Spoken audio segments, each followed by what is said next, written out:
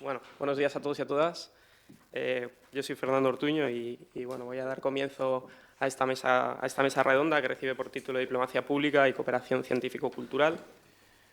Bueno, se suele decir en este tipo de mesas que siempre acompaña un panel de lujo, pero es que yo hoy puedo decir lo mismo. Bueno, y es que hoy nos acompañan Enrique, aquí a mi derecha, después Juan Luis Manfredi y Cristina Salva. Bueno, pues haciendo también una introducción a cada uno de ellos, Enrique del Olmo es sociólogo con estudios en economía, con orientación hacia los aspectos de desarrollo que digamos, ha desarrollado tanto en un ámbito local como internacional. Actualmente está jubilado, pero has desarrollado tu actividad profesional en diferentes actividades y técnicas, ¿no? Hay diferentes actividades técnicas, perdón, y varias publicaciones en los campos de cooperación descentralizada y memoria democrática.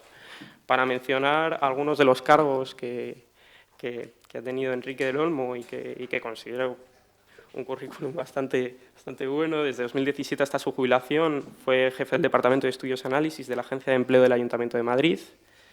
También fue de 2009 a 2012 secretario general de la FIAP.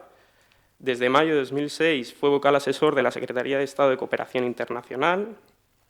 También de 2004 a 2006 ejerció el cargo de vocal asesor en la Agencia Española de Cooperación Internacional. Entre 1995 y 2004 ha trabajado como consultor independiente en Argentina, Chile, Colombia, Uruguay, Bolivia, Nicaragua, El Salvador, Honduras y en varios programas de la Unión Europea. También has colaborado con el PNUD, el Programa de las Naciones Unidas para el Desarrollo, el Banco Interamericano del Desarrollo, como la EFI y ASDI, que es la cooperación sueca. Ha sido autor de numerosas publicaciones y libros, y los más recientes vinculados pues, al tema de la cooperación. Actualmente eres presidente del Foro Más Democracia y de la Fundación Andreu Nin y eres secretario del Instituto de Cooperación y Desarrollo Municipal. Bienvenido, Enrique. Gracias.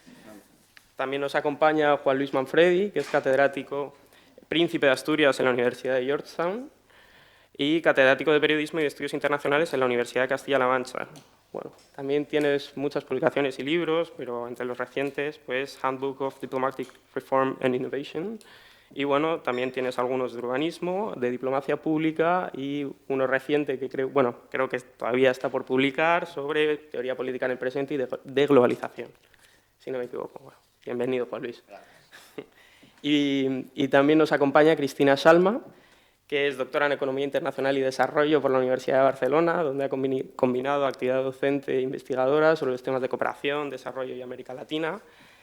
Y también, bueno, desde 2007 me gustaría destacar que es responsable del informe de la cooperación Sur-Sur y triangular en Iberoamérica, que hace la Secretaría General Iberoamericana, y asimismo también colabora activamente con el Programa Iberoamericano para el Fortalecimiento de la Cooperación Sur-Sur. Actualmente eres investigadora en la SEGIP. Bienvenida, Cristina. Pues nada, voy a dar comienzo a la mesa redonda y me gustaría comenzar contigo, Juan Luis. Sí. Y nada, en la línea de las publicaciones que he mencionado, pues has dedicado gran parte de tu investigación a la diplomacia pública, a la diplomacia científica o cultural, que es el tema que nos ha traído de aquí. Me gustaría preguntarte, para comenzar esta mesa y dar un marco general, ¿a qué nos referimos cuando hablamos de diplomacia pública? ¿Cuál es su importancia? Y bueno, ya que estamos aquí en el marco de la Fundación Carolina y que tengo conocimiento de que la conoces, ¿no? Porque has publicado varias cosas aquí, pues bueno, ¿qué comentarios puedes hacer al respecto de la Fundación para traerlo también algún ejemplo en concreto? Aquí, vale. ¿Qué tal?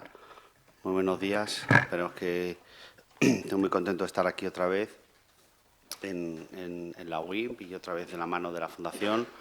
La verdad es que para mí es un placer poder conversar este rato esta mañana y, por supuesto, abierto a estas preguntas y a las que vengan después, ¿no? Muchas gracias también a la Fundación Carolina por la invitación, que tenía muchas ganas de volver a España, así que aquí estamos. Bueno, cosas que suceden cuando hablamos de diplomacia pública, ¿no? Lo primero que tenemos que hablar es en qué mundo vivimos, qué está pasando en este mundo y cómo la diplomacia pública se ejerce en una dirección o en la contraria, ¿no? De forma muy rápida, yo apunto 10 tesis y ahora entramos en materia de diplomacia pública para explicar dónde vivimos, ¿no? La primera tesis tiene que ver con los problemas de la democracia contemporánea, que tiene que ver con el hiperliderazgo, tiene que ver con la rendición de cuentas, tiene que ver con que la democracia ha dejado de ser el motor único.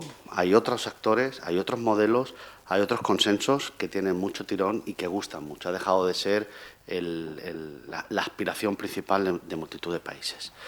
La segunda clave tecnológica, yo lo resumiría en la idea de la economía política del dato. ¿Qué pasa con el dato? ¿Quién lo protege? ¿Quién lo vende? ¿Quién lo compra? Si existe todavía esto que llamamos propiedad intelectual, cuáles son las políticas industriales, las inversiones, etcétera. En esa segunda clave, yo diría, la pregunta que nos hacemos es cuál es el futuro de Taiwán. La tercera clave es Europa.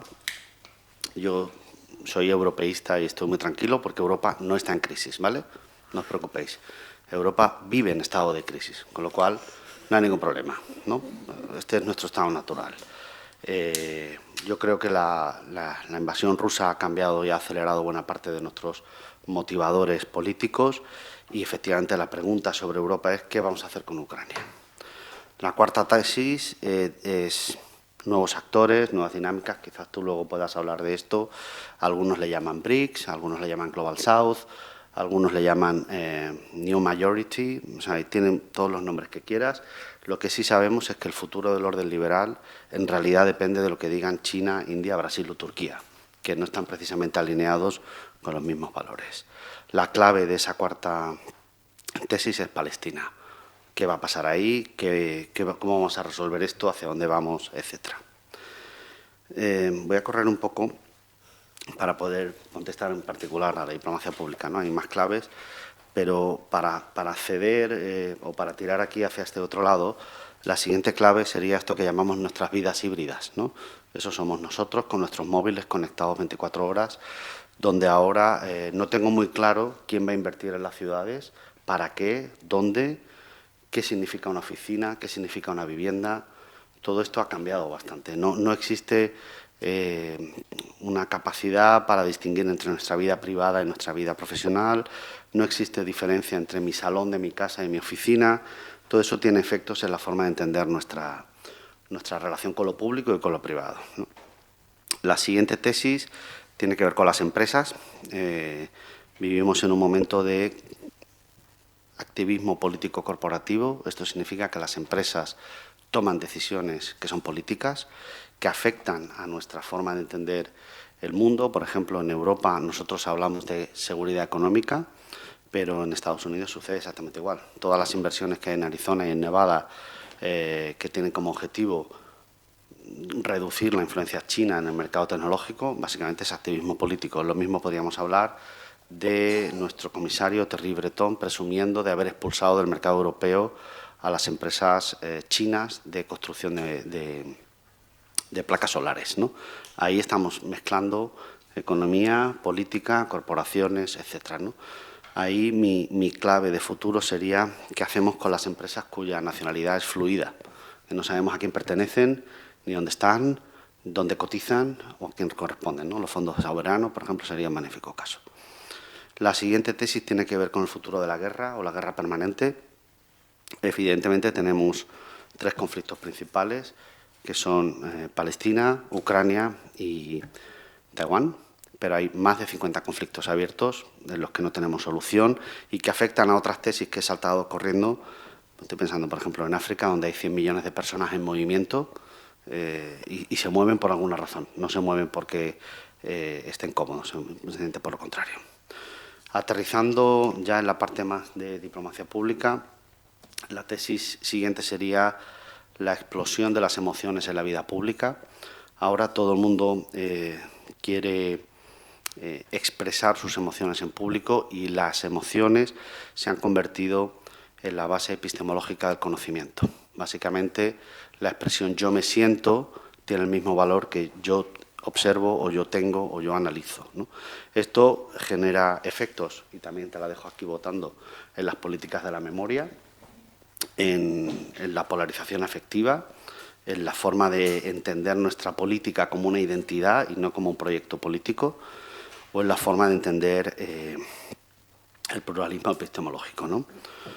Sobre estas emociones, la recomendación que yo daría de lectura sería los libros de Todorov, cuando él dice: las políticas de la memoria en Europa están muy bien, pero ¿de qué Europa me habla? ¿De la Europa comunista, de la Europa del sur, de la Europa continental, o, si queréis esta broma, la Europa del aceite de oliva o la Europa de la mantequilla? Son muchas Europas distintas y no está claro que tengamos hacia atrás el mismo futuro y, por tanto, no podamos construir un futuro conjunto, ¿no? Esa tesis, y la conecto con la diplomacia pública, tiene que ver también con el auge de las políticas de la nostalgia. A todo el mundo nos parece que el pasado fue mejor, nos parece que Make America Great Again es un magnífico lema, igual que Make Europe Great Again, como la presidencia de Víctor Orbán, bueno, y tantísimas otras ideas sobre el pasado, sobre el que construimos el futuro, ¿no? Además de la nostalgia, la segunda condición de las emociones en la vida pública es lo que llamamos el respeto, o en griego el timos, el derecho a ser respetado. O sea, usted tiene que respetarme porque yo soy así. Bueno, esto es bastante contradictorio con el orden liberal, pero lo observamos, por ejemplo, en la política exterior rusa constantemente, ¿no? Para aterrizar esto en tres ideas finales, donde, o sea, ¿cómo veo yo el mundo? Yo lo veo en tres ejes, más que en estas tesis, en tres grandes ejes. El primero sería la creciente diferencia entre el mundo rural y el mundo urbano. Vivimos en dos planetas distintos, con necesidades distintas de empleo, de política, de identidad, de voto, de comportamiento de voto. Son dos mundos distintos. El segundo eje es lo que yo llamaría abierto contra cerrado, mejor que democracia contra autoritarismos, porque si hacemos la lista de las democracias que están bien, pues lo mismo nos quedamos con Uruguay y Dinamarca y se acabó. El resto de democracias tiene bastantes problemas. Por tanto, mejor sociedades abiertas y dispuestas al cambio, a la inmigración, a asuntos parecidos, o sociedades cerradas donde quieren mantener una visión monolítica de la sociedad, una visión identitaria de lo que es lo correcto para ser español, para entendernos, ¿no? Para ser catalán, o para ser norteamericano, o para ser uruguayo. Y el tercer eje sería, y de esto iría mi libro, ganadores y perdedores de la globalización. En la globalización yo soy un ganador, tengo Netflix, tengo Uber, tengo acceso, tengo metro barato, avión barato, magnífico. Si pregunto por la globalización a los agricultores franceses que tienen que pagar el diésel más caro para que yo pueda ir en monopatín, pues lo mismo dice: oye, pues no, pues lo mismo no me gusta esto que me ofreces. Además, a mi pueblo no llega Amazon. Además, a mi pueblo no tengo buena cobertura. Esta diferencia entre ganadores y perdedores conecta con la dimensión rural-urbana, pero también conecta con la dimensión de élites globalistas frente a otros que no han sido beneficiados o que no encuentran cuál es el dividendo de esta globalización. Con esa introducción general, ¿de qué va la diplomacia pública? Bueno, este es el mundo en el que estamos. La diplomacia pública es la gestión de la comunicación política con el ánimo de influir en las sociedades abiertas. Antes se diría en las sociedades internacionales o en la sociedad extranjera, no en tu propia sociedad. Hoy, una de las claves de la diplomacia pública es que no hay barrera entre lo local y lo internacional. Ahí también te la dejo muy fácil, Enrique. Lo urbano es internacional, lo urbano en realidad conecta más la agenda de las ciudades globales que las agendas de los países, ¿no? Tiene mucho más en común Washington, Madrid, Roma, que Estados Unidos, España e Italia. Es más fácil esa conexión. La manera en la que yo miraría la diplomacia pública a día de hoy sería cuáles son en primer lugar, cuál es la situación de lo que llamamos las compañías del conocimiento. Las compañías del conocimiento son el periodismo, la universidad, los think tanks, instituciones que nos dedicamos a comprar y vender conocimiento y que a día de hoy están en completo declive por problemas de financiación, por problemas de empleo, por problemas de falta de credibilidad, por problemas de politización, etcétera, ¿no? Ese desorden informativo que llamaríamos genera problemas para distinguir entre verdad y confianza. No sabemos muy bien lo que es la verdad. Como decíamos antes, en la emoción en las emociones en la vida pública, todo estaba mirado bajo el prisma de las emociones y eso genera problemas para ponernos de acuerdo sobre lo que es verdad y lo que es mentira y, por tanto, problemas de confianza, ¿no? Ahí diríamos, por cerrar este punto de desorden informativo, que vivimos en un entorno donde la mentira es ubicua. Está en todos los sitios, es muy difícil de distinguir. Además, en el mundo digital hemos generado un entorno de caudal informativo donde se mezcla los memes con los TikToks, con la información periodística, con los papers. Es muy difícil distinguir, hay que poner mucho empeño para poder distinguir lo que es verdad de lo que es mentira. El segundo nivel de análisis de diplomacia pública sería lo que llamamos narrativas estratégicas. Cómo actuamos en el entorno que nos rodea, que es este del que hablamos, y cómo ofrecemos 3 niveles de análisis. El primero es cómo vemos el sistema internacional. O sea, cómo veo yo, ¿este sistema es justo o injusto? Si preguntamos al Global South, dirán, bueno, este sistema está muy bien si eres un ganador de la Segunda Guerra Mundial y eres una potencia nuclear. El resto no es un buen sistema. Cómo vemos los actores, cómo vemos los estados, cómo vemos las organizaciones, si la ONU es legítima, si no lo es, si la UE tiene déficit democrático, dónde o cuándo, de qué manera.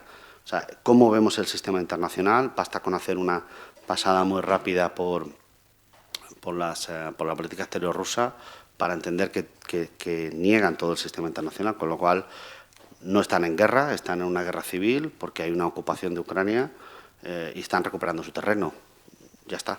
No respetan la soberanía, no respetan Helsinki, ni Berlín, ni ningún otro de los pactos de la Segunda Guerra Mundial. Bueno, el segundo nivel de análisis sería la diferencia entre narrativa doméstica y narrativa internacional. Ahora es curioso porque algunos... O sea, antes Putman, al que muchos conoceréis de Solo la bolera, el libro aquel de por qué se ha perdido las redes sociales, ¿no? Las redes de la gente no va a misa ni se afilia a sindicatos ni nada por el estilo. Luego le explicaba también que en diplomacia tenía 2 niveles de política exterior que a veces van de abajo hacia arriba y a veces de arriba hacia abajo, ¿no? La sociedad le pide al gobierno que actúe o el gobierno actúa y luego persuade a la opinión pública, ¿no? Hoy eso se ha diluido totalmente, ¿no? Básicamente porque nuestros políticos están sobreexpuestos en redes sociales, porque vivimos en una diplomacia del tiempo real, donde hay que actuar ya y hay que verlo, porque estoy viendo cómo caen las bombas en Gaza o en Ucrania. Quiero ya una respuesta, no quiero una reunión y ya vamos viendo y espérate un segundo, sino ya, ¿no? Y eso se llamaría también políticas de la impaciencia. No tenemos capacidad para parar y pensar. En diplomacia pública no hay una estrategia si no eres capaz de pensar un momento dónde quieres ir, hacia dónde te quieres dirigir, cuáles son los objetivos, etcétera, ¿no? Y en tercer lugar, el tercer nivel de análisis estratégico de las narrativas sería el eje de las soluciones, ¿no? ¿Cuál es tu contribución al orden internacional? Y he dicho orden internacional, no orden liberal internacional, porque los países pueden dar soluciones desde un punto de vista práctico, como la cooperación china en América Latina o en África, donde aporto soluciones y no te hago preguntas. No te pregunto cuántas mujeres hay en tu consejo de administración, no te pregunto cuál es la calidad de tu democracia, yo invierto y ya veremos cómo lo recupero. O también podemos ver esa política de soluciones desde el ámbito de la moral. Estoy pensando en la política exterior rusa y su idea de expansión de la Gran Rusia, la recuperación de... Hay una cita de Putin muy interesante que te da una pista de cuál es su plan. Él dice, hay 10 millones de rusos que no viven en territorio ruso y hay que poner solución a esto. Básicamente se refiere a Ucrania, se refiere a las repúblicas bálticas, se refiere a Moldavia, se refiere a otros países soberanos que para la perspectiva, la óptica de Putin, el putinismo, no tienen capacidad ni legitimidad ni nada por el estilo, ¿no? Y ya solo por concluir, ¿se puede hacer diplomacia pública en ese entorno? ¿No? Que hemos dicho es la gestión de la comunicación política internacional con el ánimo de influir en una sociedad. Pues es muy difícil. Es muy difícil porque la base de la diplomacia pública es la confianza. La diplomacia pública se distingue de la propaganda en que sabemos quién promueve las ideas, sabemos cuál es su objetivo, sabemos cómo se conecta, se rinden cuentas. Es decir, por supuesto que Estados Unidos hace diplomacia pública en América Latina, por supuestísimo, pero hay un sello gigante que pone USIA y todo el mundo sabe que lo paga y qué es el American Corner, todo eso se sabe, ¿no? Y las Fulbright y todo esto. Lo que no sabemos es quién paga, pues no lo sé, buena parte de las infraestructuras. Estoy pensando en la diplomacia de los estadios en América Latina. ¿Quién los paga? ¿Con qué finalidad? ¿Cuál es el retorno? ¿Cuál es la rendición de cuentas de esto? O no sabemos quién paga todo el acceso a material gratuito, estoy pensando en material audiovisual para hacer periodismo, que regala Russia Today a multitud de empresas latinoamericanas. ¿Por qué hace esto? ¿Dónde está la clave del retorno? ¿Para qué se hace esto, ¿no?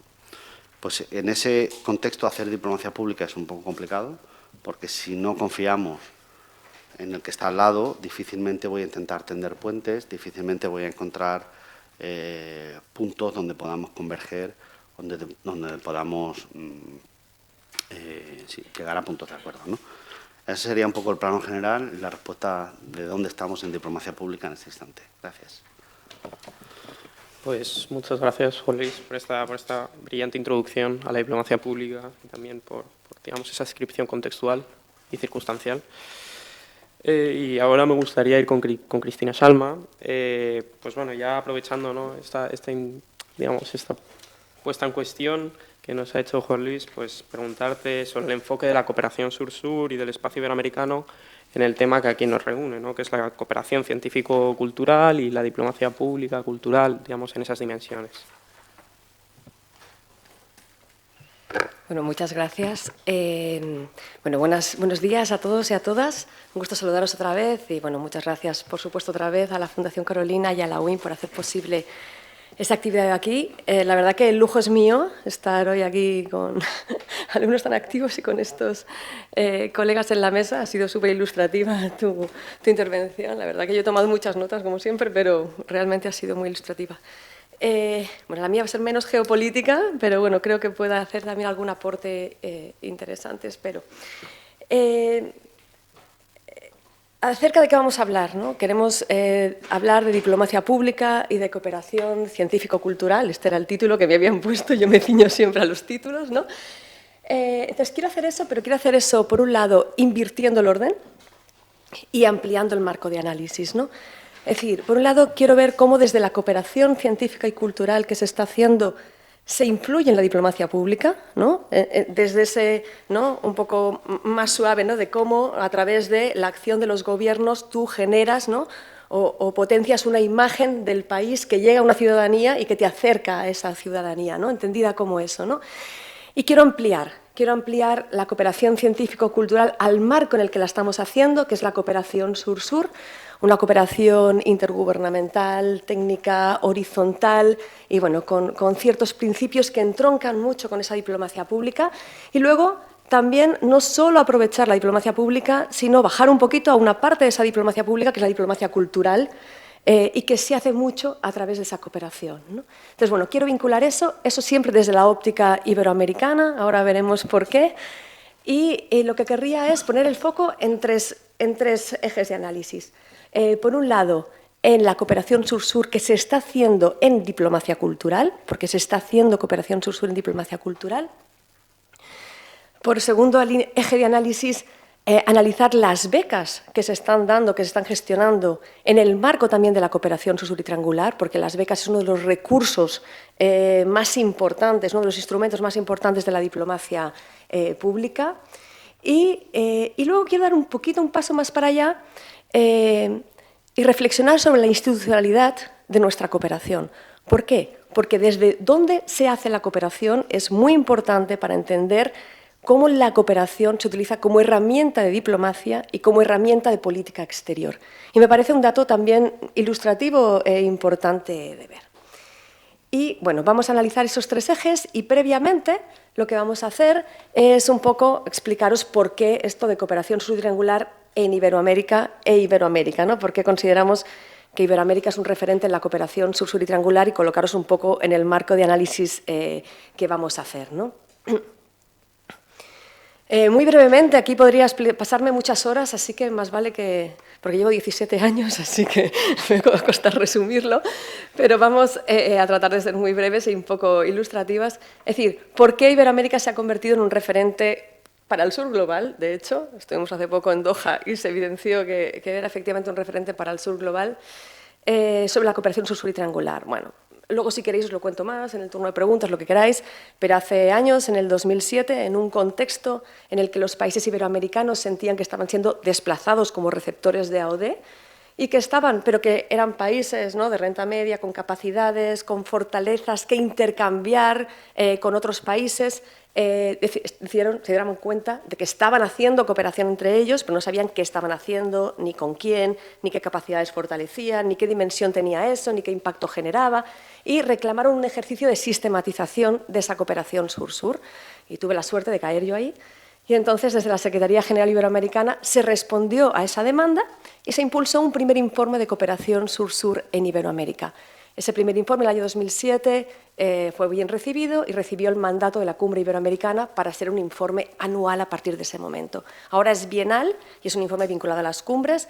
Estamos preparando la 15ª edición y no voy a hacer spoiler, pero va a estar bonita. Vamos a hacer cosas especiales en esta 15ª edición que va a la próxima Cumbre Iberoamericana de Ecuador. Y es un informe que se publica en portugués y en español, que son las dos lenguas oficiales de nuestro espacio, pero también en inglés, que da un poco idea de esa referencia internacional, ¿no? De un poco... Y bueno, es el único informe de sus características. Solo hay también un informe África que se inspiró en el nuestro. Bueno, de hecho, recibió asistencia técnica nuestra y hay una edición. Bueno. Entonces, a remolque de ese informe, que se ha convertido un poco en un referente, porque es el único que hay en la materia, como yo digo, esos informes son herramientas de gestión y de visibilidad de la cooperación sur-sur. Se impulsó una plataforma de registro de datos que también es única en sus características, tiene un nombre impronunciable, que es SIDIX, Sistema Integrado de Datos de Iberoamérica sobre Cooperación Sur-Sur y Triangular, y ahí los países pueden volcar sus datos, ahí los consolidamos, y bueno, tenemos un repositorio de información que supera los 10.000 proyectos, y por tanto es también un referente porque no hay para ninguna otra región en desarrollo un repositorio igual. Y luego tenemos, ya muy brevemente, por si tenéis curiosidad, una plataforma de visualización que es informesursur.org, donde podéis consultar los informes, consultar los datos, jugar con los filtros y tal. Bueno, aquí tengo algunos de los que molesto cada año para pedir datos. Miro ahí a la OC de Honduras, hola. Digo, sí, soy yo esa que molesta todos los años. Entonces, bueno, esto es un poco para colocar un poco el marco de análisis, ¿no? De hecho, ahora hay toda una discusión global del sur sobre cómo vamos a medir la cooperación sur-sur y estamos en pleno diálogo con todos estos actores porque realmente lo que ha hecho la región a raíz de nuestro esfuerzo un poco es realmente un referente, ¿no? Bueno, dicho esto, esa cooperación sur-sur, ¿qué hacemos a través de esa cooperación sur-sur en diplomacia cultural? Entonces, ¿qué ocurre? Que tenemos la suerte, como tenemos muchos datos, pues podemos recategorizarlos y tratar de analizarlo desde la manera en que queremos, ¿no? Aquí lo que veis, ¿qué es? Aquí lo que veis es la evolución de las iniciativas, proyectos, acciones, programas de cooperación sur-sur y triangular en sus diferentes modalidades que específicamente abordan la cuestión de la cultura, ¿de acuerdo? Desde el año 2007, que es el primer año de registro, hasta el año 2022. Como veis, la trayectoria tuvo un máximo histórico en 2013-2014, luego empezó a caer, se intensifica la caída en pandemia y ahora, bueno, ahora se empezará a recuperar un poquito. Pero ¿qué vemos? Esas son las iniciativas en el ámbito de la cultura. Y vemos la línea superior en la que vemos qué representa la cultura respecto al total de la cooperación sur-sur. Y vemos, por tanto, que la cultura se ha comportado mejor, ¿no?, que el resto de la cooperación sur-sur y, por tanto, ha aumentado su peso, ¿no?, y ha mantenido un peso bastante importante. Pero más interesante que esto es recategorizar lo que se hace en cultura por temáticas. Y lo que vemos es que el foco principal está en la protección del patrimonio histórico y cultural, pero el segundo eje de acción más importante es la diplomacia cultural. ¿Y de qué estamos hablando cuando hablamos de diplomacia cultural? ¿Qué hay detrás ahí? ¿Qué tipo de acciones hay? Pues hay hay varias cosas, pero hay tres grandes bloques de cosas. Hay, por ejemplo, lo que hace México respecto a lo que se llaman las escuelas México, es decir, cómo México apoya redes de escuelas en otros países de la región vinculados a México, de manera que es una manera de aproximar a través de la educación y del fortalecimiento de la cooperación la cercanía entre diferentes pueblos. La misma estrategia la utiliza Chile, con Escuelas Chile, precisamente, pero también toda una red de escuelas que están por todos los países de América Latina, y no solo por todos los países de América Latina, sino por muchos países del Caribe no iberoamericano. Y luego hay un tercer eje de acción importante, liderado por Brasil y por Colombia, que tiene que ver con la enseñanza del español y del portugués en otros países, ¿no? Cómo a través de la enseñanza del idioma tú incides también en aproximar, en acercar a los pueblos, ¿no? Y eso está llegando cada vez más, no solo a los países de América Latina y del Caribe no iberoamericano, sino también a África y Asia. Entonces, como vemos aquí, tenemos los países que principalmente ofrecen este tipo de acciones de diplomacia cultural, pero vemos también cómo la recepción cada vez más no es solo en América Latina, sino también en el Caribe no iberoamericano y en países de África y Asia, donde tenéis ahí a Sudáfrica, Líbano, a Ghana, India, China, Tailandia, Laos, Filipinas, Vietnam, Camboya, es decir, un número amplio y diverso de países que se aproximan a nuestra cultura a través de estas acciones de cooperación sur-sur. Luego tenemos las becas. ¿Qué ocurre? Las becas son un instrumento muy importante para muchos países de la región, porque permiten efectivamente fortalecer, transferir capacidades, fortalecer capacidades de la población receptora y acercar a los países también, ¿no? Porque más implica no solo la experiencia del estudio, sino la experiencia de vivir en otra realidad, que eso es lo que te aproxima precisamente y lo que te hace querer a ese país, ¿no? Bueno, aquí tenemos también un seguimiento del total de las iniciativas de cooperación sur-sur de los diferentes años y vemos la parte que corresponde a lo que estimamos que son becas. Y son entre un 15 y un 20% de los intercambios que se hacen cada año en la región. ¿Y qué podemos decir de esos intercambios de becas? Fijaros, mayoritariamente son intercambios bilaterales, pero también hay muchos triangulares. En bilateral, por ejemplo, por poneros un ejemplo, un caso emblemático son las becas de Cuba. Cuba ha metido en su política exterior la cooperación sur-sur desde el principio de la revolución. Y de hecho, por ejemplo, por nombrar un caso emblemático, el de las Escuelas Latinoamericanas de Medicina de La Habana, ¿no? O sea, la Escuela Latinoamericana de Medicina de La Habana ha formado a cantidad de profesionales, a jóvenes con pocos recursos de todo el mundo que han conseguido formarse en medicina, han conseguido sus especialidades con el compromiso de retornar a sus países a cumplir con su obligación como médico, ¿no? Por tanto, es una herramienta súper importante para vincular a los pueblos, ¿no? Y en triangular, fijaros que en la modalidad triangular también destaca mucho, por ejemplo, porque Chile tiene un programa de partenariado con Japón, por ejemplo, en el que hacen cursos de terceros países sobre gestión de desastres y becan a la gente receptora, mucho es Caribe no iberoamericano también, ¿no? Porque, claro, porque como decíamos ayer en la mesa, los retos son globales, son compartidos en la gestión de desastres. Eso es un problema absolutamente evidente y la cooperación triangular se convierte en una herramienta muy válida para llegar a esto. Por eso tenemos en el tipo de cursos, tanto cursos cortos, que tienen que ver más con esta triangular, como cursos largos y cosas más de formación, de grado, de pregrado, etcétera, ¿no? Y fijaros que en el top de países que más registran, obviamente están Chile y Cuba, por lo que contábamos. También Costa Rica en este caso, pero os tengo que contar que esto está un poco sesgado porque estamos en un ejercicio piloto de una cosa de becas, ya os contaré después si queréis, y por eso está un poco sesgado. Pero Chile, Cuba, México son países que destacan en eso. Y fijaros el mapa del mundo, ¿no? Si dibujamos el mapa del mundo con las becas de estos años, a dónde han llegado, vemos cómo la influencia de Iberoamérica, ¿no?, se expande hacia el resto de las regiones. Y ya me queda muy poco, ¿eh? Porque veo que me está mirando Fernando con cara de... Ya, vale, un momento, 2 minutos. Entonces, fijaros, esto me parece también muy interesante. ¿Dónde están las instituciones rectoras de la cooperación de los países iberoamericanos? ¿Dónde están ubicadas? Entonces, hemos categorizado según agencias y direcciones generales de cooperación, según estén relacionadas o ubicadas en el Ministerio de Relaciones Exteriores o según estén ubicadas o dependientes en presidencia o en otros ministerios. ¿Y qué vemos? Que de los 22 países iberoamericanos, en 15 la cooperación se hace desde el Ministerio de Relaciones Exteriores. Por tanto, la cooperación se integra Desde los países de la península ibérica a bueno, México, podemos bajar para ahí, Panamá, Costa Rica, bajamos para abajo, bueno, hasta Chile, todos dependen del Ministerio de Política Exterior, ¿no? Entonces, por tanto, hay una relación, ¿no? y una instrumentalización de la cooperación en torno a los intereses de la política exterior y, por tanto, en torno a la diplomacia que ejerzo a través de esa política.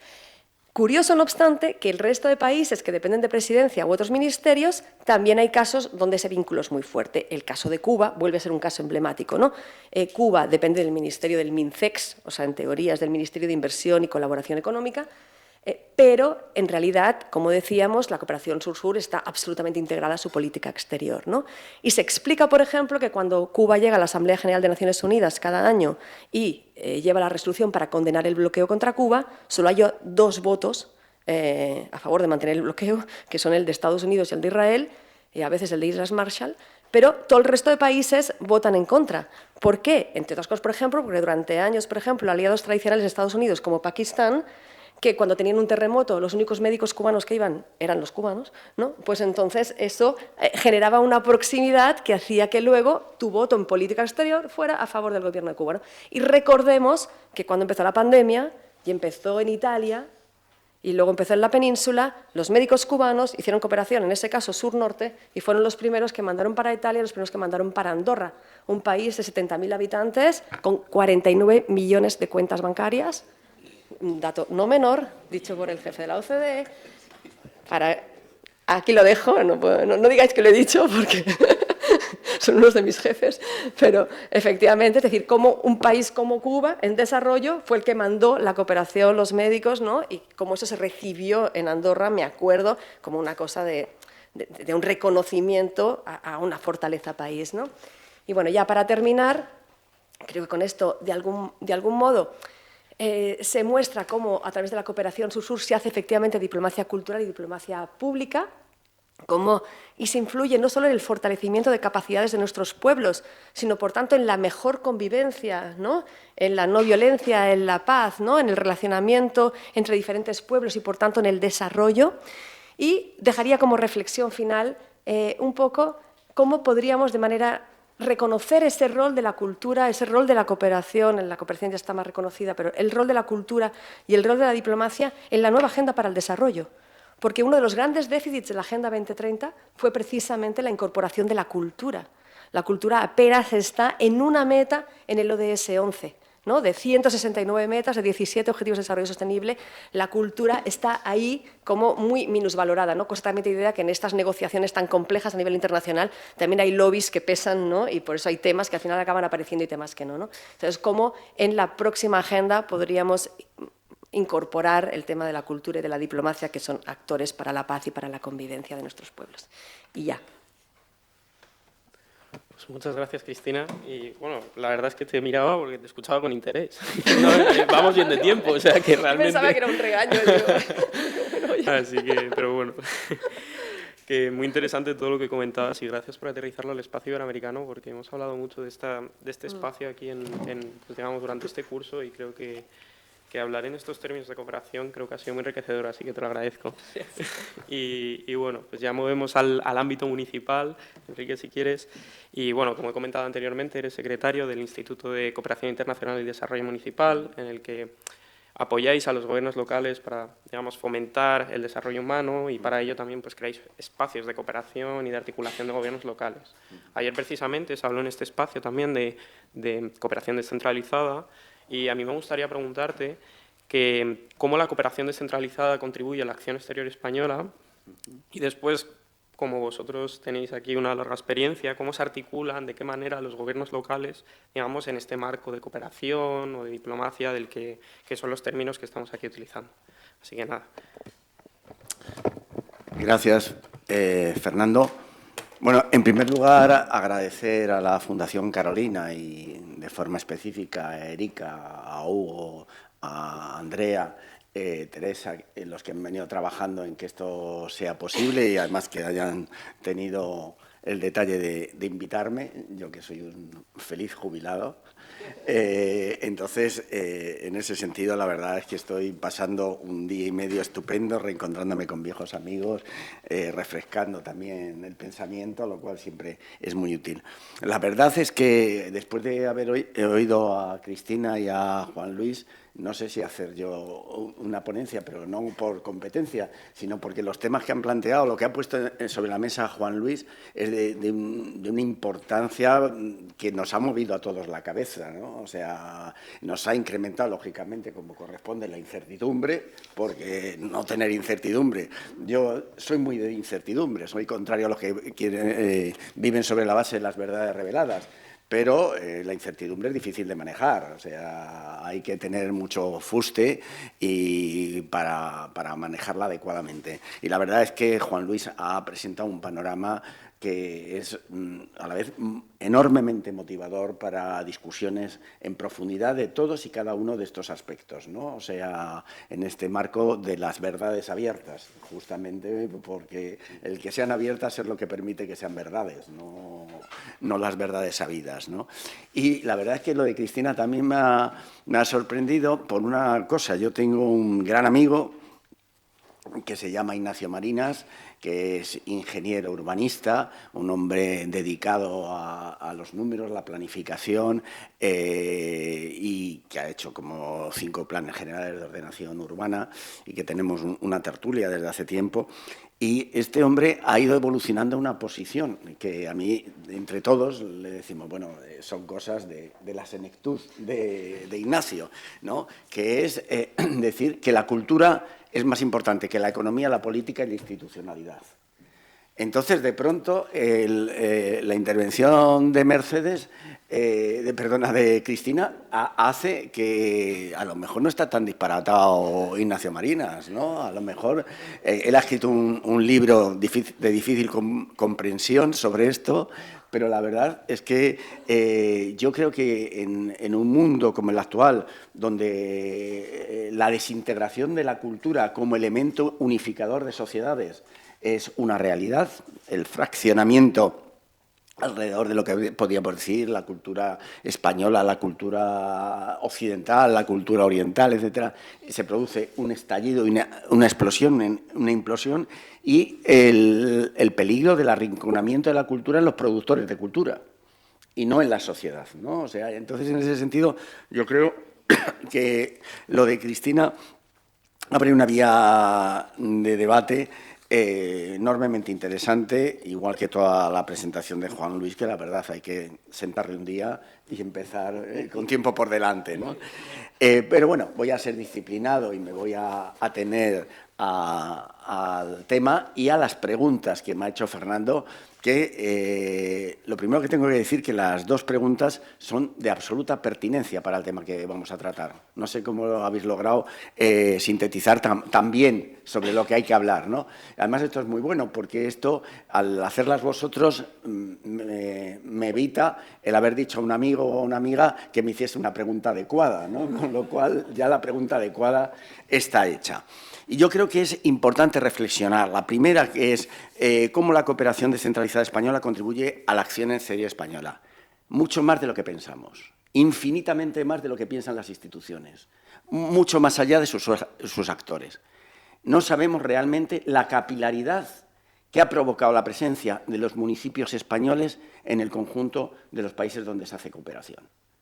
O sea, nosotros sabemos lo que hace la agencia, sabemos lo que hacen los diferentes organismos que hacen cooperación, pero sabemos difícilmente las miles, y digo miles y miles, o posiblemente decenas de miles de relaciones exteriores que se han establecido a través de los municipios.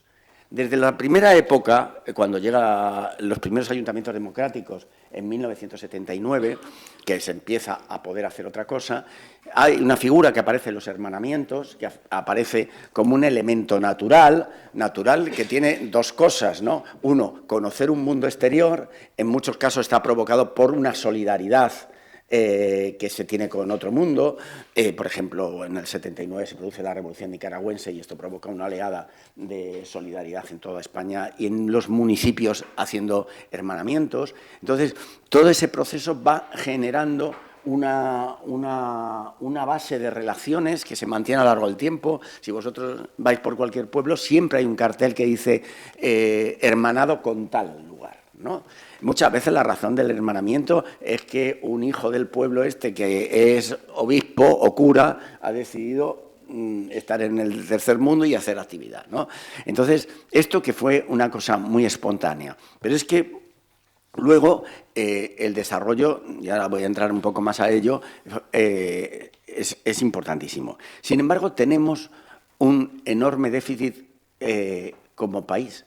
Es que uno de los actores, yo lo digo sin ningún tipo de duda y lo he defendido frente a todas, que más ha cambiado la vida concreta de las personas en este país, que son las administraciones locales, que son los municipios, o sea, quien ha permitido, con dinero de donde sea, eso da lo mismo, eso es otro tema, pero quien ha permitido que la gente pueda ir a un polideportivo, pueda caminar no por el barro, sino por aceras, pueda tener saneamientos, puede tener escuelas, puede tener ubicaciones sanitarias, han sido los municipios. Y eso ha cambiado radicalmente. Yo recuerdo una vez en Hospitalet de Llobregat, que es un pueblo importantísimo de la periferia de Barcelona, discutiendo cuando decían estamos muy mal, todos tenemos muchos problemas, y les paré y le dije, ¿cómo era tu calle hace 10 años? No tiene nada que ver. No tiene nada que ver, pero esa es la forma de vida de la gente, ¿eh? Entonces, la primera cuestión es reivindicar, y esta reivindicación tiene que ver con un hecho. Nosotros somos el país europeo posiblemente, o bueno, con las ampliaciones y tal, puede ser alguno más, con menos porcentaje de gasto público realizado por los entes locales. Los niveles nuestros son comparables a los de América Latina, un 13,6%. No sé si lo habrá modificado en los últimos años, pero cuando la media de Alemania, Noruega, etcétera, es 25, 26, 27%. Es una distribución del gasto público mucho más basada en lo que ayer Felipe decía del principio de subsidiariedad, ¿no? Dar el servicio lo más cercano al ciudadano. Entonces, esto no es así. Y no es así, entre otras cosas, y no me corto, por la enorme voracidad financiera de las comunidades autónomas, que han hecho un modelo muy desequilibrado en la gestión de lo público. Al principio, en la transición, había un paradigma que era el gasto público tiene que distribuirse 50% Administración General del Estado, 25 autonomías y 25 municipios, que era una relación mucho más equilibrada. Sin embargo, esta segunda transición de poder no se ha producido nunca. En primer lugar, por los intereses específicos de las comunidades autónomas y los intereses políticos desde el punto de vista de control de poder que las comunidades autónomas han tenido frente a los municipios, que son instrumentos desde cualquier punto de vista infinitamente más plurales. Infinitamente más plurales. Tú en los municipios de una comunidad autónoma tienes todos los colores, ¿no? En general, y tienes que negociar de formas diferentes. Entonces, yo creo, volviendo a este debilitamiento real, es milagroso la actuación de los municipios en la acción exterior.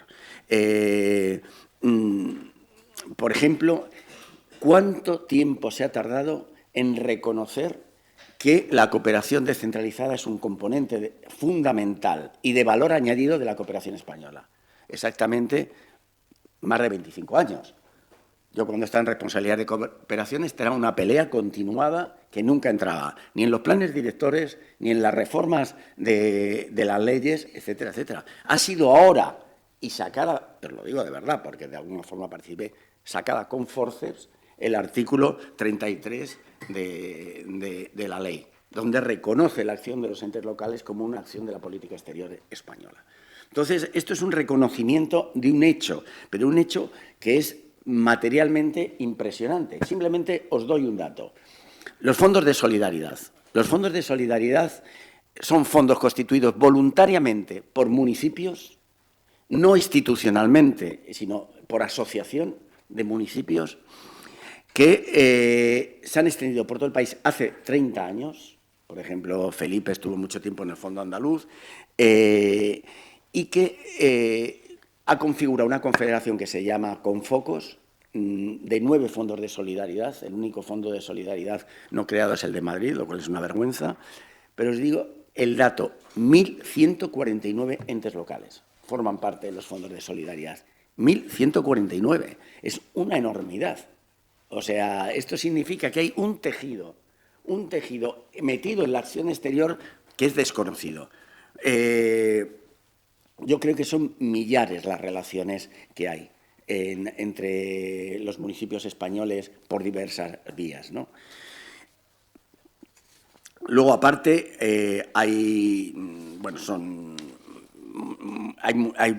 se ha desarrollado también, Felipe tocó algo, también una actividad de organización internacional potente, o sea, CGLU, programas como PNUD Art del PNUD, ONU Habitat, también vinculada al desarrollo de ciudades, organizaciones como la UCI, la Unión de Ciudades y Capitales Iberoamericana. Es decir, se ha ido tejiendo también se ha ido creciendo un tejido supranacional de gran interés, ¿no? Entonces, lo digo para que situemos que no estamos hablando de una cosa menor.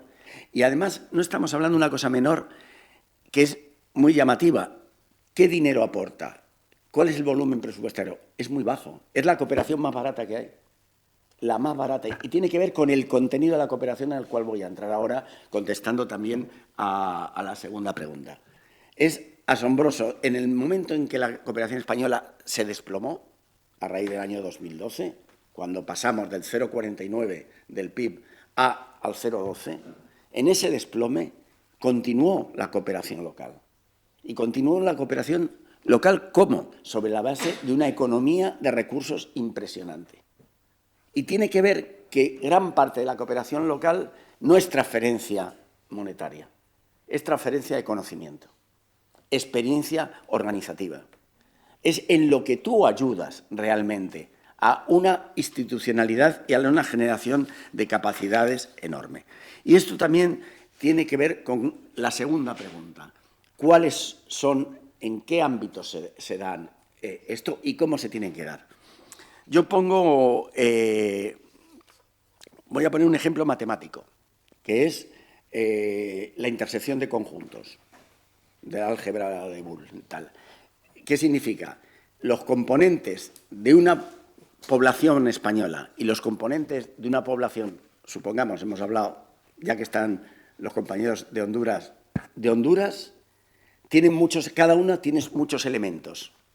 Tienen muchos elementos, tienen municipio, tienen vialidad, tienen aguas, tienen empresas, tienen educación, tiene tal.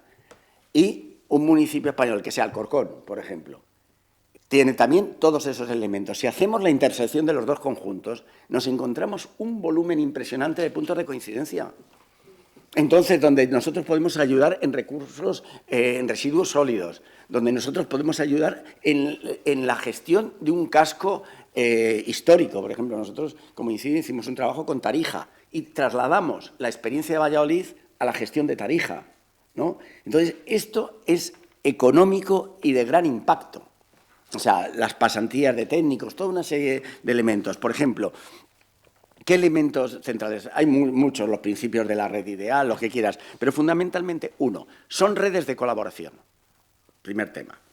Son redes de colaboración que son externas en relación al siguiente país o al otro país e internas, y esto es extraordinariamente importante, sobre todo a raíz de la aparición de la Agenda 2030, como una agenda de gobierno global, no de la cooperación, sino global de las instituciones. Esto, ¿qué es lo que permite?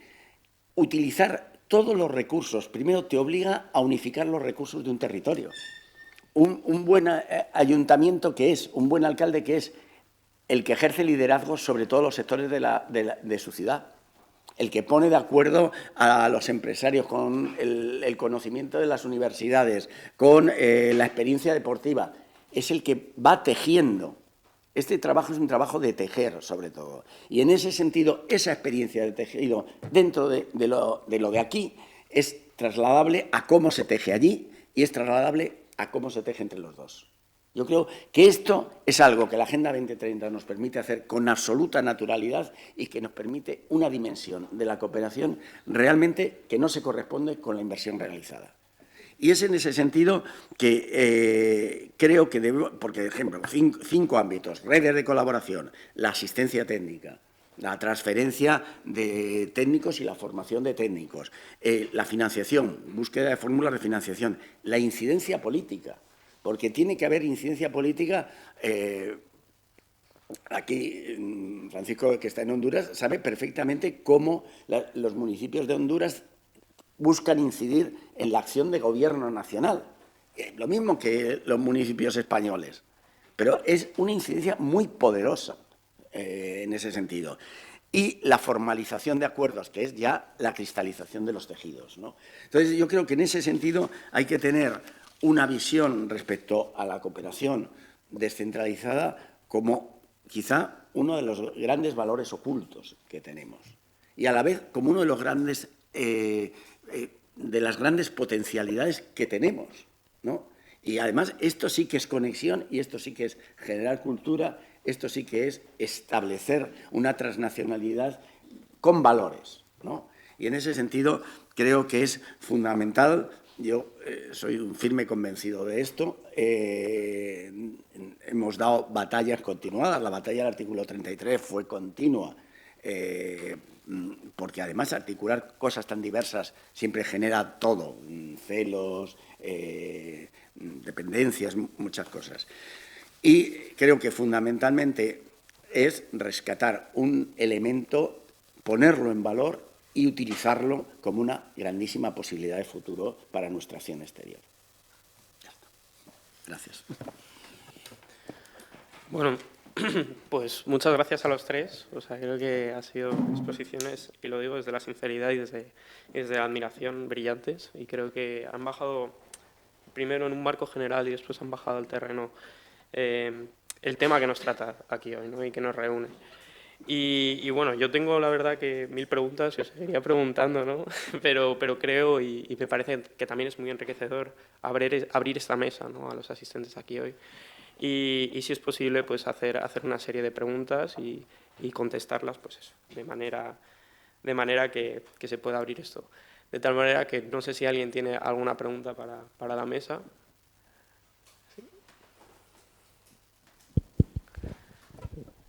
Hola, soy Celia Sánchez y me ha interesado muchísimo, la verdad, las tres ponencias. Además, me ha interesado muchísimo, es que yo soy bastante friki como con el tema de cómo cambia la hegemonía y cómo ha ido cambiando, ¿no? Entonces, mi pregunta era un poco si consideráis que el mundo ahora es como más bien multipolar, que no existe como un poder central ni en cuanto a países, o por ejemplo si lo llevamos a España, pues es evidente que la cooperación descentralizada es muy importante. Yo, por ejemplo, soy de un pueblo de Badajoz, la Diputación de Badajoz es muy importante. No sé, como que todo lo que se ha comentado me ha parecido como que estaba además muy relacionado. Entonces mi pregunta era un poco esa, que es muy general, ¿no? Pero que si consideramos que eso, que hoy en día el mundo en general es más bien multipolar en todos los ámbitos, en cuanto a todos los actores que participamos, todas las relaciones y los vínculos que existen, cómo se está alimentando todo eso y, bueno, eso. Muchas gracias.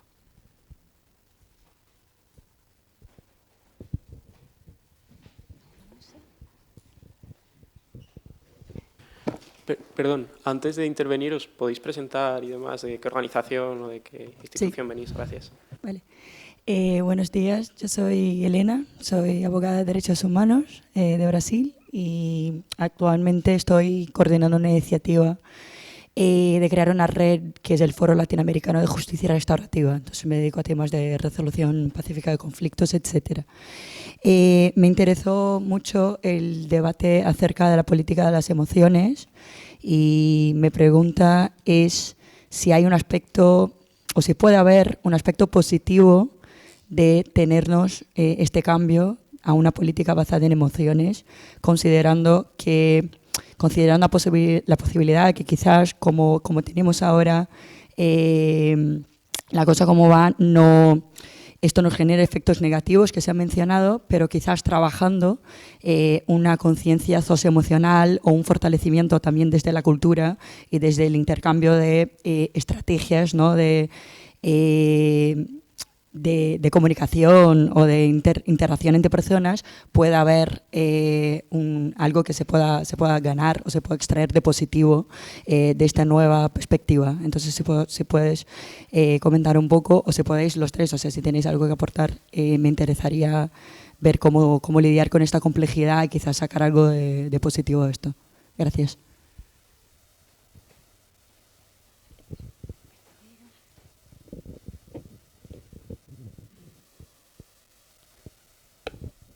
Hola, yo soy Diego Alonso, soy graduado en Relaciones Internacionales y mi pregunta venía un poco en torno a la importancia de la cultura cuando se habla de la cooperación, ya que bueno, la cooperación tiene mucho que ver con el concepto de derechos humanos y el concepto de derechos humanos es algo que no se puede desligar de la cultura, porque muchas veces la cultura y el propio concepto de los derechos humanos están muy unidos. Entonces, mi pregunta tiene que ver con si se está haciendo algo desde las instituciones para intentar compatibilizar esa cooperación que se lleva a cabo desde los países occidentales en países que tienen culturas muy distintas y que tienen un concepto de desarrollo también muy distinto, y muchas veces el concepto de desarrollo que se propugna desde la propia cooperación está muy vinculada con la democracia liberal, con la economía de mercado, que no siempre es el propio concepto de desarrollo que tienen los países y la sociedad civil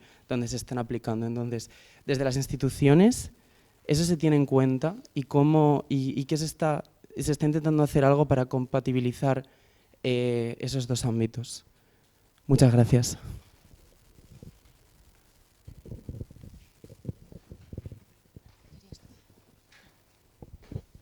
Buenos días, mi nombre es Alejandro García Sierra, soy funcionario de carrera del Ministerio del Interior. Actualmente soy jefe de Servicio de Relaciones Internacionales en la Dirección General de Tráfico. Tengo una pregunta, siempre me gusta, bueno, lo primero agradecer las ponencias, han sido muy interesantes. En este caso, siempre trato de ir al plano operativo, que es desde el punto de vista de administraciones públicas lo que nos interesa. Esto es una curiosidad personal. Simplemente nosotros con la SEGIP, en nuestros programas, por ejemplo, tenemos una cuestión que suele ser bastante complicada a veces, es la monetización de la cooperación científico-cultural, es decir, en cómo se traduce a efectos monetarios la transferencia de conocimiento, ¿no? Esa cooperación, esos programas de expertos, pues se han de traducir a nivel económico y financiero. Es algo fundamental, por ejemplo, a efectos de rendición de cuentas e incluso, pues a efectos incluso de que para siguientes ejercicios presupuestarios se prevean partidas en ese sentido. Entonces, mi pregunta es concretamente, con la SEGIP sabemos cómo se funciona y en ese caso no tengo duda de qué ha de ser monetizado, cuál es un gasto operativo, financiero, etcétera. Pero quisiera saber si el conjunto de Estado, incluidas las entidades locales y comunidades autónomas, está estandarizado un procedimiento de cómo se traduce. Es una curiosidad personal, ¿no? De si hay un criterio común o es cada nivel administrativo el que determina es financiero o no, se monetiza o no se monetiza. Gracias.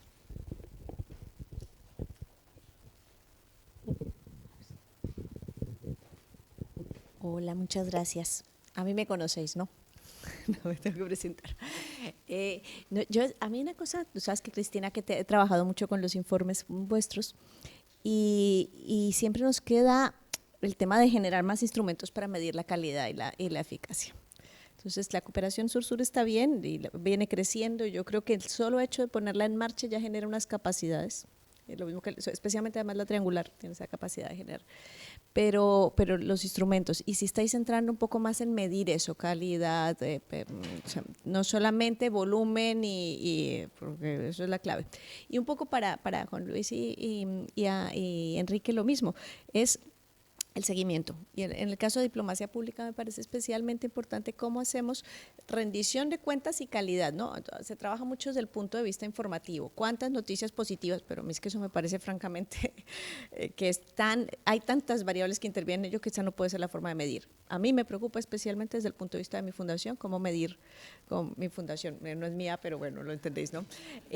Cómo medir exactamente el impacto que tenemos a partir de diplomacia pública. Y eso pasa también con lo que hacen las ciudades, ¿no? Está muy bien y ves que una ciudad avanza, pero ¿cómo generamos instrumentos para que las ciudades no solamente generen cooperación, sino que generen instrumentos de rendición de cuentas y de calidad en lo que hacen? Y sostenibilidad, que es el otro punto fundamental, que no sea voluntarismo de una persona que pasó por ahí. Uh-huh.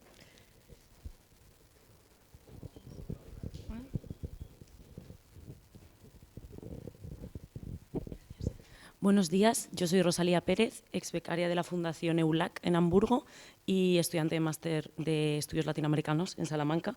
Y tengo una pregunta muy específica a Enrique en cuanto al tema, literalmente citándole, voracidad financiera de las comunidades autónomas frente a las competencias de los municipios, porque soy de un pueblo y realmente siento que esto es un problema y que es así. Me pregunto si... ¿cómo se podría cambiar? Si tiene que venir por parte de una voluntad del Estado central o si realmente puede haber un movimiento municipal que consiga volver a reajustar estas dinámicas y esta distribución financiera que podríamos llamar injusta o desequilibrada, por lo menos. Gracias.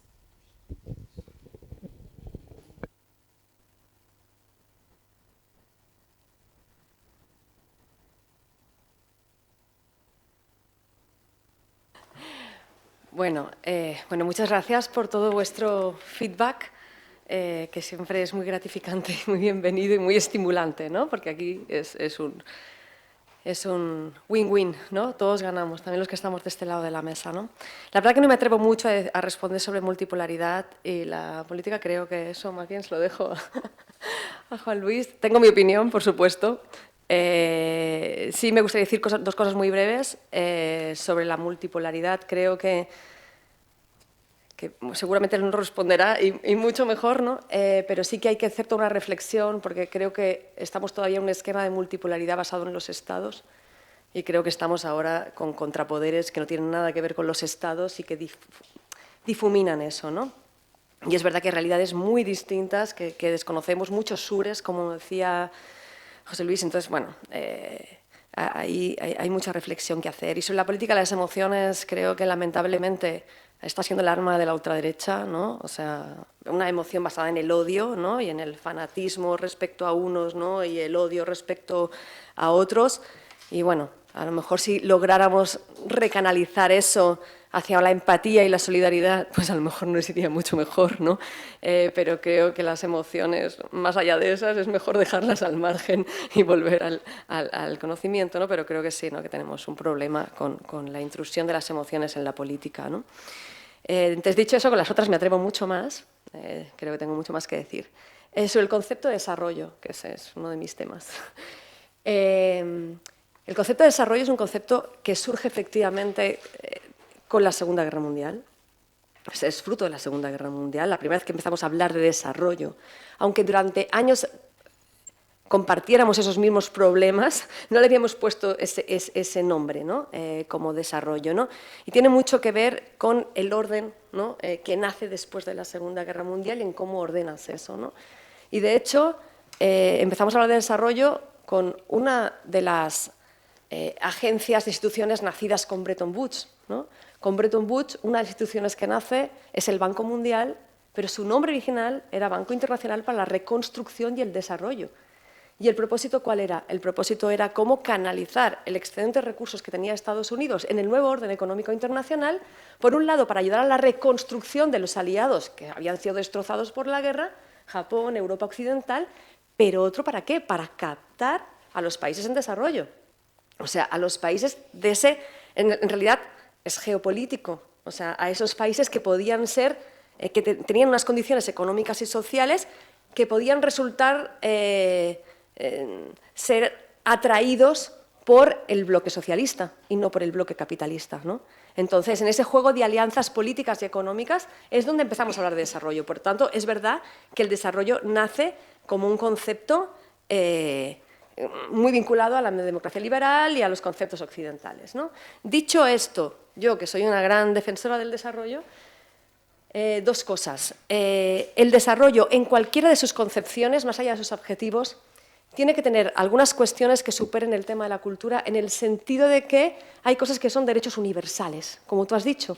Al final, el desarrollo pasa por un estado ideal que garantice los derechos humanos de todos, ¿no? Y, por tanto, eso por garantizar unos derechos que tienen que ser inalienables a todo el mundo con independencia de la cultura. O sea, tienen que superar eso, ¿no? Es decir, el derecho a a la educación en las formas que sea, el derecho a la alimentación en las formas que sea, el derecho a la cultura en las formas que sea, ¿no? Es decir, hay una serie de derechos que tienen que ser garantizados a través del desarrollo, ¿no? Y que tienen que ser no discutidos más allá del desarrollo, tienen que ser universales.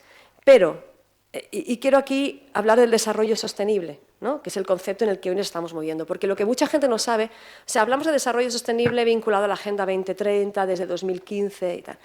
Pero, ¿sabéis de qué año es el concepto de desarrollo sostenible? ¿Alguien sabe? Yo me encanta hacer preguntas. ¿Alguien sabe?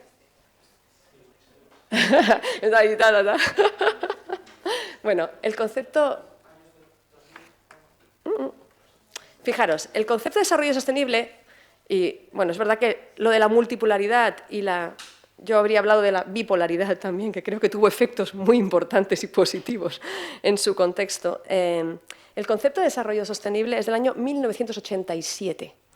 En 1987, cuando todavía había un mundo bipolar, pero el mundo bipolar estaba ya desintegrándose un poco, se encarga a Naciones Unidas, encarga un informe, que es nuestro informe, el informe de nuestro futuro común, el informe llamado Brundtland, por quien lo dirigió, que es un informe que reflexionaba sobre cómo había sido el desarrollo hasta ese momento, cómo habían sido las bases del proceso de desarrollo, y que lo que hacía era, además, vincular desarrollo y medio ambiente de una manera muy fuerte y llegar a la conclusión de que era insostenible. O sea, que el modelo bajo el que estábamos construyendo el desarrollo era insostenible, ¿no? Y por eso teníamos que ir a un modelo de desarrollo sostenible.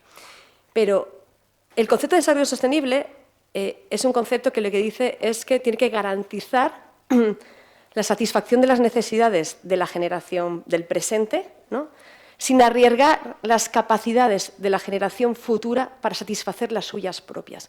¿Por qué es tan importante este concepto? Porque este concepto incorpora la redistribución e incorpora la solidaridad intra e intergeneracional.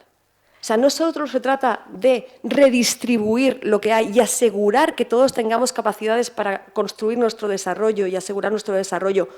No todos solo los que habitamos hoy este planeta, sino los que la habitarán después, ¿no? Entonces, es un concepto súper fuerte y es el año 87. Pero ¿sabéis hasta cuándo estuvo vigente? Hasta que ahora se rescató en una versión más light, hasta el 89. ¿Y sabéis por qué? Porque la revista The Economist sacó un artículo en el año 89 en el que otras cosas decía, bueno, a ver, esto del desarrollo sostenible, todo bien, ¿no? Pero cuando tomas decisiones de inversión, de comercio, de PIB, crecimiento, hombre, como que nos pone las cosas un poco dificilitas, ¿no? Entonces, bueno, como idea importante está bien, pero dejémosla ahí en la recámara, ¿no? Y luego tuvo la suerte de que en ese momento la unipolaridad que emergió tras la caída del bloque socialista permitió que se impusiera una forma de entender el mundo que permitió desplazar absolutamente el concepto de desarrollo sostenible. Y fue la propia Naciones Unidas quien tomó el concepto de desarrollo humano mucho más light, necesario, pero mucho más light que el desarrollo sostenible en ese momento, ¿no? Por tanto, es decir, el concepto de desarrollo es un concepto muy potente, pero que requiere, obviamente, de alinearse, y es un cuestionamiento muy fuerte al sistema capitalista, al concepto de desarrollo sostenible, ¿no? Entonces, por eso también fue un concepto que ahora, cuando se ha retomado en una versión mucho más light, ¿no? Y ya casi terminando, la monetización. Fijaros, nosotros en el espacio iberoamericano la cooperación la medimos, como habéis visto, por iniciativas, ¿no? Acciones, proyectos, programas, y muchas veces nos cuestiona eso, ¿no? ¿Por qué no traducimos eso al valor económico que tiene? No lo hacemos por decisión política. Os cuento por qué. O sea, por un lado, porque hay una diferencia entre coste y valor económico. Entonces, ¿qué ocurre? Nuestra cooperación Sur-Sur es una cooperación técnica, es una cooperación intergubernamental, es una cooperación basada en el intercambio, en el fortalecimiento de capacidades muchas veces entre profesionales de los países, entre funcionarios, ¿no? ¿Qué significa? Que es una cooperación con un coste relativamente bajo, ¿no? O sea, lo que cuesta realmente hacer esa cooperación en la mayoría de proyectos es un coste relativamente bajo, ¿no? Es un coste de movilizar al funcionario, de pagar unas dietas, de no sé qué, no sé cuántos. Entonces, nosotros distinguimos entre coste y valor, ¿no?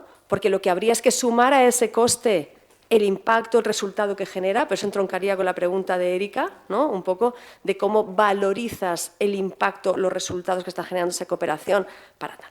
Aún así, nuestras estimaciones son que la diferencia entre coste y valor es más o menos de 1 a 4, ¿de acuerdo? O sea, que multiplicarías por 4 o algo así el valor del coste. ¿Qué ocurre? Nosotros tenemos datos de coste de los proyectos, pero no los publicamos por decisión política. ¿Por qué? Porque, imaginaros, discurso internacional. Ayer lo hablábamos, ¿no? Necesitamos entre 4 y 5 billones de dólares para financiar todo el proceso de desarrollo, ¿no? Ayuda oficial al desarrollo, 224.000 millones de dólares en AOD. ¿Cuánto es la cooperación sur-sur que movemos en Iberoamérica? ¿A cuánto asciende en términos de recursos monetarios, económicos, financiados? ¿20 millones de dólares? Pues por decir una cifra, sí. Tú vas a un discurso político, a la escena internacional, a defender tu cooperación sur-sur con 20 millones de dólares y te hacen callar. O sea, te dicen, vale, señorita, váyase, ¿sabes? Entonces, ¿qué ocurre? Tú tienes que defender tu cooperación sur-sur en torno a otras cosas, en torno a un valor diferencial, en torno a que su aporte supera el tema monetario. Es otra cosa. O sea, tienes que defenderlo con argumentos políticos que lo posicionen en la escena internacional. Si no, tu discurso político pierde. Entonces, por eso no lo monetizamos. O sea, hay una decisión consciente de no hacer eso. ¿Cuánto vale un médico cubano trasladado a Pakistán en un terremoto? ¿No? ¿Cuánto? Es decir, son cosas que no se pueden monetizar porque si se monetiza perdemos en el discurso político, ¿no? Y de hecho, un gran reto, como decía Erika, es avanzar en medir la calidad, en medir la eficacia, los resultados de lo que estamos generando. En eso estamos trabajando ahora, en ver cómo evaluamos la cooperación sur-sur, porque necesitamos reforzar nuestro discurso, reforzar nuestra narrativa, ¿no? De lo que realmente es un valor diferencial de nuestra cooperación sur-sur, más allá de su coste económico, que es otra cosa y que es un coste relativo, ¿no? Y ya. Gracias, Cristina. Pues Juan Luis o Enrique, ¿quién? Vale, Enrique. Vale. No, muy brevemente contestando a 3 cuestiones que se han planteado. Uno, un tema que me parece sustancial, que luego Juan Luis quizá pueda tocarlo más, que es el tema de la política basada en las emociones. En primer lugar, la política históricamente siempre se ha basado en emociones. Lo que pasa es que ahora las emociones que vemos son de signo negativo. Odios, persecución de derechos humanos, persecución de las derechas, pero las emociones han sido también de carácter progresista en toda la historia. O sea, es que de pronto nos olvidamos que los cambios revolucionarios o los cambios sociales se han producido por emociones también, ¿no? O sea, sobre una base material, obviamente, pero muy determinante el factor de las emociones. Yo creo que sucede una cosa, que, por decirlo sintéticamente, que la izquierda a la altura de finales de los 80 y la ofensiva neoliberal brutal que dominó el escenario ideológico, político a nivel mundial, una parte de la izquierda quedó en shock con la caída del muro de Berlín e intentan buscar en su historia anterior la razón de su existencia, incluso hasta Putin les parece que es más progresista que Zelensky, y eso es un factor. Y luego otra parte muy sustancial de la izquierda se tecnificó, se tecnocratizó. O sea, esto lo desmontó Owen Jones en su estudio sobre la socialdemocracia de forma contundente. O sea, perdió el vínculo emotivo con la sociedad. Y perdió el vínculo emotivo porque las cosas no son contables en política. No son tengo 20 y gasto 19. Es que eso es mentira. La política, como política de contables, es una política que siempre acaba favoreciendo a la derecha, ¿no? O sea, y al conservadurismo. Esto es así.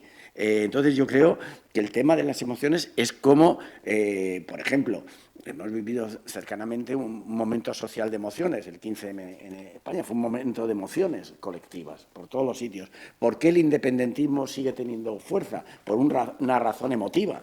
O sea, desde todo punto de vista institucional, económico y tal, es absolutamente inviable.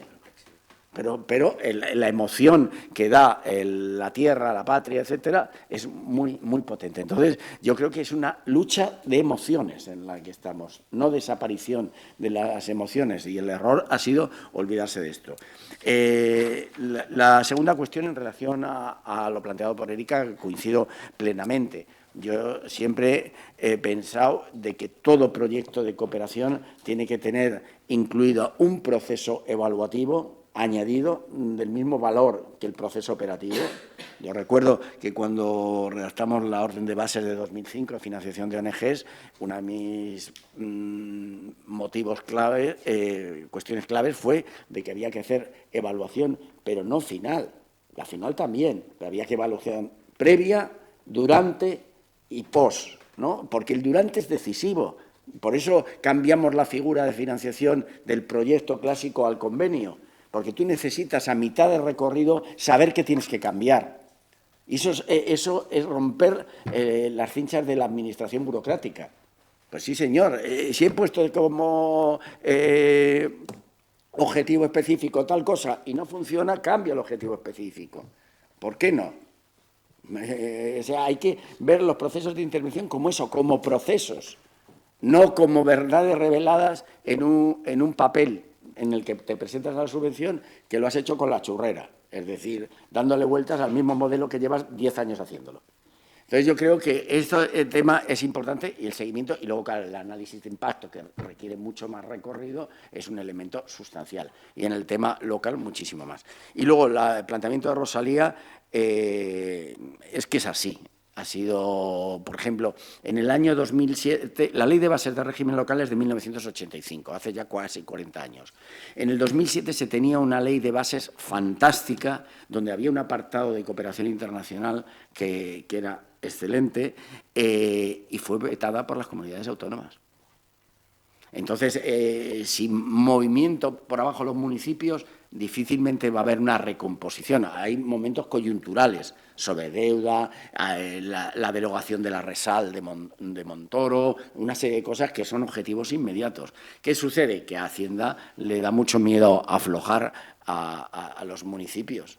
Esta es la realidad. Por eso, simplemente, cada año le mete 5.000 millones más y se calma la articulación institucional que sería necesaria, ¿no? Ya está.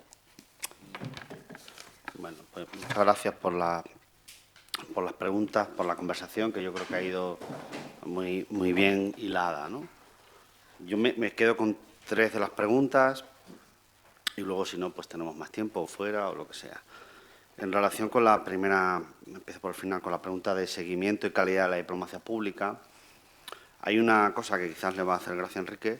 Yo digo que en España vamos a morir de seguridad jurídica, que significa que todo está bien de inicio y el proyecto es perfecto. La evaluación ex ante siempre es muy positiva. Falta evaluación ex post. ¿Qué ha pasado con el proyecto? ¿Dónde ha fallado? ¿Dónde ha faltado dinero? ¿Dónde ha sobrado dinero? ¿Cuál es el impacto de las personas? ¿Cuál es el impacto de los proyectos, ¿no? Yo la única sugerencia que haría en 45 segundos es saber si la cooperación que hacemos es estratégica o no. Estratégica no significa importante, importante es toda. Estratégica significa si se alinea con la política exterior, con la comunicación, con el comercio, con la cooperación, con la cultura, con la defensa. Eso es cuando hablamos de estrategia. Si no, estamos hablando de importante, que es importante, pero es otra cosa, ¿no? Sobre indicadores, bueno, descartar las noticias, pero ya, o sea, hoy ya. ¿Os gusta el fútbol? Sí, sí, vale. 1 de cada 3 noticias sobre España es sobre fútbol. Y luego está Zara, Inditex, y luego Santander, y luego ya nada más. Entonces, medir la presencia por esa vía te da un perfil muy claro de lo que es España y no te da otro. O sea, a veces aparece Barcelona y a veces aparece Fernando Alonso cuando gana sus cosas. Ya está, eso es. Alcaraz ahora, en fin, he revelado aquí mi edad, supongo. Bueno, por tanto hay que traer otros hitos que tienen que ver con el corto, con el medio y con el largo plazo, si van vinculados a audiovisual y cultura, si van vinculados a noticias que se puede medir, que no hay ningún problema con esto, pero de otra manera. No se puede medir el impacto de la diplomacia pública en términos de opinión pública por porcentajes. Yo no sé cuál es la diferencia entre el 42% de apoyo y el 43,1%. No sé cuál es la diferencia. Medirlo por ahí, que es el modelo que hemos visto toda la vida, pues es una visión funcionalista de la comunicación que nosotros en nuestra escuela hemos descartado en los años 50. O sea, no funciona así la mente humana. Funciona por las emociones, ¿no? Yo soy un poco más crítico, no me gusta la sobreexposición de las emociones en la vida pública porque conduce a una epistemología de la verdad basada en emociones. Yo siento tal cosa, por tanto es verdad. Esto es un terreno muy complicado para hacer política, es un terreno que abona la polarización afectiva, que tiene que ver con el discurso del otro. El otro es peligroso porque no siente lo mismo que yo. Hay bastante, yo llamaría, moralización de la vida pública. Cuando se moraliza la vida pública, precisamente lo que sucede es que se diluyen las instituciones y se diluye el Estado de Derecho.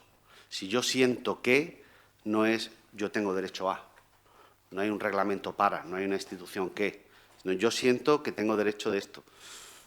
Esto creo que es un error y es, bueno, creo que es profundamente antiliberal, honestamente, ¿vale? Y para terminar con la pregunta sobre multipolaridad, bueno, pues, ¿qué libro te quieres comprar este verano? Mira, tengo uno de Helen Thompson que se llama Disorder, yo te lo recomiendo, buenísimo. Tengo otro de Ian Bremmer, un poco más antiguo, que se llama G0, el mundo no tiene líderes, en vez de G7 o G20, G0, no hay. Luego está el de Adam Tooze y Policrisis. Luego está el de los colegas de Le Grand Continent, ¿no? Políticas del Interregno. Luego está el mío, se llama Deglobalización, A Political Theory of the Present. Depende de lo que uno quiera leer, tienes el nombre adecuado. Lo que yo sí sé, y por cumplir los minutos que me han dado, es que en el mundo anterior teníamos un sistema previsible, el mundo actual es bastante imprevisible. Bueno, hay otro libro que también os recomiendo, y si no, la serie, que es el problema de los tres cuerpos, ¿no? ¿Alguien lo ha visto, leído? ¿Sí? ¿Sí? Muy bien, perfecto. ¿De qué va? Sí, es lo mismo que el libro. ¿De qué va? Más o menos. ¿No? ¿No? ¿Alguien más lo ha visto por allí? ¿Alguien ha levantado la mano?